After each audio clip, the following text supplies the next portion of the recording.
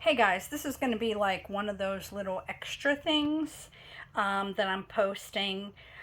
A lot of you are doing things like sticking the sweet potatoes in the water, growing the slips, cutting the slips, putting them in water. And what I did is I put this one in water. It grew roots. It's got slips. You see I made a big old hole, and I'm just going to sit this puppy down in there and lightly cover it. You can see my dirt is not beautiful.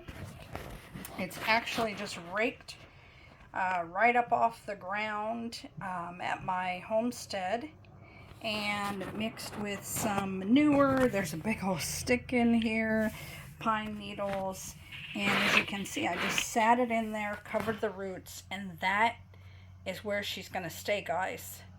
So follow me on YouTube and check me out on Facebook, Abundant RH. I also have the ABH kits for the kids. And so this is just a little extra content I like to put up so you can see that I'm always doing things. Always trying things, and so just gonna leave this like that.